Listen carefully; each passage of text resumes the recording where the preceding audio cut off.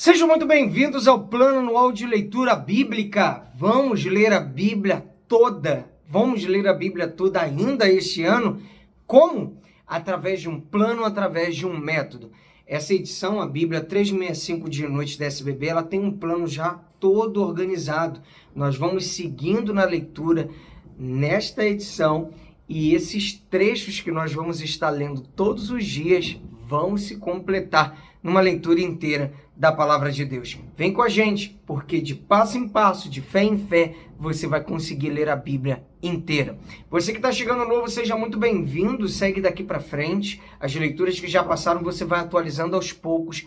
Temos uma playlist, Leitura Anual Bíblica, você vai atualizando as que já passaram aos poucos, tá bom? E você que já está com a gente, vamos perseverando, porque com certeza esse é o ano que você vai dizer: puxa, finalmente consegui ler a Bíblia inteira. Vamos à leitura de hoje.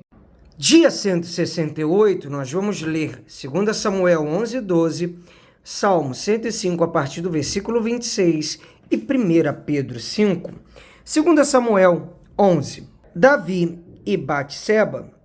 Decorrido um ano, no tempo em que os reis costumavam sair para a guerra, Davi enviou Joabe, seus oficiais e todo Israel. Eles destruíram os filhos de Amon e sitiaram a cidade de Rabá. Mas Davi ficou em Jerusalém. Uma tarde, Davi se levantou do seu leito e andava passeando no terraço do palácio real. Dali viu uma mulher que estava tomando banho. Ela era muito bonita. Davi mandou perguntar quem era. Disseram-lhe: é Batseba, filha de Eliã e mulher de Urias, o heteu. Então Davi mandou mensageiros que a trouxessem. Ela veio e ele se deitou com ela. Ora, Batseba tinha acabado de se purificar da impureza da menstruação. Depois ela voltou para casa. A mulher concebeu e mandou dizer a Davi: estou grávida. Davi e Urias. Então Davi enviou mensageiros a Joabe dizendo: mande-me Urias, o heteu. E Joabe mandou Urias a Davi. Quando Urias chegou, Davi perguntou como estava Joabe, como se achava o povo e como ia a guerra. Depois Davi disse a Urias: vá para casa e descanse. Urias saiu do palácio real e logo saiu atrás dele um presente do rei. Porém, Urias dormiu junto ao portão do palácio, com todos os servos do seu senhor, e não foi para casa. Relataram isso a Davi, dizendo: Urias não foi para casa. Então Davi disse a Urias: você não vem de uma viagem? Por que não foi para casa? Urias respondeu: a arca, Israel e Judá ficam em tendas. Joabe, meu senhor, e os servos de meu senhor estão acampados ao ar livre. Como poderia eu ir para casa, comer e beber e deitar com a minha mulher? Juro pela vida do rei que não faria tal coisa. Então Davi disse a Urias: fique aqui ainda hoje. Amanhã eu o mandarei de volta. E Urias ficou em Jerusalém aquele dia e o seguinte. Davi o convidou para comer e beber com ele e o embebedou.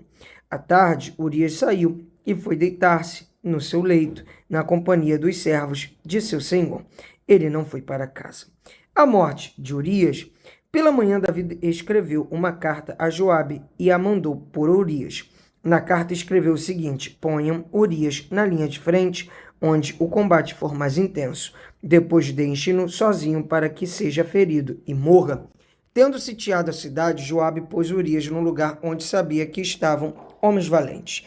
Os homens da cidade saíram e lutaram contra Joabe. Alguns dos oficiais de Davi foram mortos, e morreu também Urias, o heteu. Então Joabe enviou notícias a Davi, informando tudo o que havia acontecido na batalha. Deu ordem ao mensageiro, dizendo: quando você terminar de contar ao rei os acontecimentos desta batalha, é possível que ele fique indignado e pergunte: por que vocês chegaram assim perto da cidade para lutar? Não saibam que eles iriam atirar da muralha? Quem matou Abimeleque, filho de Jerubessete? Não foi uma mulher que do alto da muralha lançou sobre ele uma pedra de moinho e o matou em Tebes? Por que vocês chegaram tão perto da muralha? Então você dirá: também morreu o seu servo Urias, o heteu. O mensageiro partiu e, chegando, contou a Davi tudo o que Joabe lhe havia mandado dizer. O mensageiro disse a Davi: na verdade, aqueles homens eram mais fortes do que nós e saíram para lutar contra nós em campo aberto. Mas nós fomos contra eles, até a entrada do portão. Então os flecheiros do alto da muralha atiraram contra os servos do rei, e alguns deles foram mortos. Também morreu o seu servo Urias, o heteu. Davi respondeu ao mensageiro: diga a Joabe que não encare isso como um mal, porque a espada devora tanto este como aquele, que ele intensifique o seu ataque à cidade até conquistá-la. Quanto a você, encoraje Joabe. Davi casa com Betseba. Quando a mulher de Urias soube que o seu marido era morto, ela chorou por ele. Passado o luto, Davi mandou buscá-la e a trouxe para o palácio. Ela se tornou sua mulher e lhe deu um filho. Porém, isto que Davi tinha feito pareceu mal aos olhos do Senhor. Natã repreende Davi. O Senhor enviou Natã a Davi. Natã foi falar com Davi e lhe disse: havia numa cidade 2 homens, um rico e outro pobre. O rico tinha ovelhas e gado em grande número, mas o pobre não tinha coisa nenhuma, a não ser uma cordeirinha que havia comprado. Ele a criou e ela cresceu em sua casa junto com os seus filhos, comia da sua comida e bebia do seu copo, dormia nos seus braços e ele a tinha como filha. Certo dia chegou um viajante à casa do homem rico e este não quis pegar uma das suas ovelhas ou um dos seus bois para dar de comer ao visitante que havia chegado. Em vez disso, pegou a cordeirinha do homem pobre e a preparou para o homem que havia chegado. Então o furor de Davi se acendeu contra aquele homem e ele disse a Natã: tal certo como vive o Senhor, um homem que fez isso deve ser morto, e pela cordeirinha restituirá 4 vezes, porque fez uma coisa dessas e porque não se compadeceu. Então Natã disse a Davi: este homem é você. Assim diz o Senhor, o Deus de Israel: eu o ungi rei sobre Israel e o livrei das mãos de Saul. Eu lhe dei a casa de seu senhor e as mulheres de seu senhor em seus braços. Também lhe dei a casa de Israel e de Judá. E se isto fosse pouco, eu teria acrescentado tais e tais coisas. Por que então você desprezou a palavra do Senhor, fazendo o que era mal aos olhos dele? Com a espada você matou Urias, o heteu. Você tomou por esposa a mulher dele, depois de o matar com a espada dos filhos de Amon.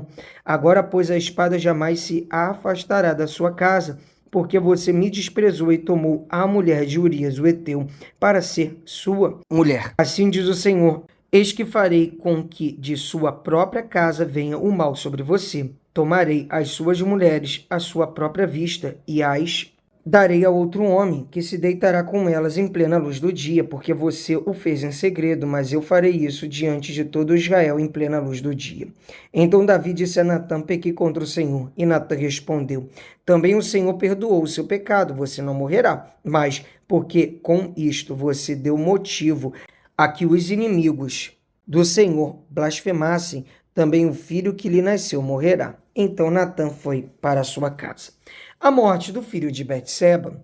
E o Senhor feriu a criança que a mulher de Urias teve com Davi, e a criança adoeceu gravemente. Davi suplicou a Deus pela criança. Davi jejuava e, entrando em casa, passava a noite deitado no chão. Então os anciões do seu palácio se aproximaram dele para o levantar do chão. Porém ele não quis e não comeu com eles. No 7º dia a criança morreu, e os servos de Davi ficaram com medo de informá-lo de que a criança estava morta, porque diziam: quando a criança ainda estava viva, falávamos com ele, mas ele não dava ouvidos à nossa voz. Como então vamos dizer a ele que a criança morreu? Poderá fazer alguma loucura. Mas Davi notou que os seus servos cochichavam uns com os outros e entendeu que a criança havia morrido. Então perguntou: a criança morreu? Eles responderam: morreu. Então Davi se levantou do chão, lavou-se, ungiu-se, trocou de roupa, entrou na casa do Senhor e adorou. Depois voltou para o palácio e pediu comida. Puseram-na diante dele e ele comeu. Os seus servos lhe disseram: que é isto que o Senhor fez? Pela criança viva, o Senhor jejuou e chorou. Mas depois que ela morreu, se levantou e se pôs a comer. Davi respondeu: enquanto a criança ainda estava viva, jejuei e orei, porque dizia: talvez o Senhor se compadeça de mim, e a criança continuará viva. Mas agora que ela morreu, por que jejuar? Poderei eu trazê-la de volta? Eu irei até ela, mas ela não voltará para mim. O nascimento de Salomão. Então Davi consolou Betseba, sua mulher, teve relações com ela, e ela teve um filho, a quem Davi deu o nome de Salomão. E o Senhor o amou. Davi o entregou nas mãos do profeta Natã, e este lhe chamou Gedidias, por causa do Senhor. Davi conquista Rabá. Enquanto isso, Joabe atacou Rabá dos filhos de Amon e tomou a cidade real. Então Joabe mandou mensageiros a Davi, dizendo: lutei contra Rabá e tomei a cidade das águas. Reúna agora o resto do exército e cerque a cidade para tomá-la. Do contrário, se eu a tomar, ela poderá ser chamada pelo meu nome. Então Davi reuniu todo o povo, marchou para Rabá, lutou contra ela e a tomou. Tirou a coroa da cabeça do seu rei. O peso da coroa era de 34 quilos de ouro e havia nela pedras preciosas. Essa coroa foi posta na cabeça de Davi, e da cidade ele levou muitos despojos. Também trouxe o povo que havia nela e os fez trabalhar com serras, picaretas, machados de ferro e em fornos de tijolos. Davi fez o mesmo com todas as cidades dos filhos de Amon. Depois voltou com todo o exército para Jerusalém. Vamos ler agora Salmo capítulo 105, a partir do verso 26. Deus lhes enviou Moisés, seu servo, e Arão, a quem havia escolhido, por meio dos quais fez entre eles os seus sinais e maravilhas na terra de Cã. Enviou trevas e tudo escureceu, e Moisés e Arão não foram rebeldes à sua palavra. Transformou-lhes a água em sangue, e assim lhes fez morrer os peixes. A terra deles produziu rãs em abundância, até nos aposentos dos reis. Deus falou, e vieram nuvens de moscas e piolhos em toda a terra do Egito. Por chuva deu-lhes granizo e fogo chamejante naquela terra. Devastou-lhes os vinhedos e os figueirais e quebrou as árvores da terra deles. Ele falou, e vieram gafanhotos e lagartas sem conta, que devoraram toda a vegetação do país e comeram fruto dos seus campos. Também feriu de morte todos os primogênitos da terra deles, as primícias do seu vigor. Então Deus fez sair o seu povo com prata e ouro, e entre as suas tribos não havia um só inválido. O Egito se alegrou quando eles saíram, porque lhe tinham infundido terror. Deus estendeu uma nuvem que lhes servisse de toldo e um fogo para os iluminar de noite. Pediram, e Deus fez vir cordonizes e os saciou com pão do céu. Fendeu a rocha e dela brotaram águas que correram como um rio pelo deserto, porque estava lembrado da sua santa palavra e de Abraão, seu servo. Ele conduziu o seu povo com alegria e com júbilo, os seus escolhidos. Deu-lhes as terras das nações, e eles se apossaram do fruto do trabalho dos povos, para que lhe guardassem os preceitos e lhe observassem as leis. Aleluia! Vamos ler agora 1 Pedro capítulo 5, conselhos para o povo de Deus. Aos presbíteros que há entre vocês, eu, presbítero com eles, testemunha dos sofrimentos de Cristo e ainda coparticipante da glória que há de ser revelada, peço que pastoreiem o rebanho de Deus que há entre vocês, não por obrigação, mas espontaneamente, como Deus quer, não por ganância, mas de boa vontade, não como dominadores dos que lhes foram confiados, mas sendo exemplos para o rebanho. E quando o Supremo Pastor se manifestar, vocês receberão a coroa da glória, que nunca perde o seu brilho. Peço igualmente aos jovens, estejam sujeitos aos que são mais velhos, que todos se revistam de humildade no trato de uns com os outros, porque Deus resiste aos soberbos, mas dá graça aos humildes.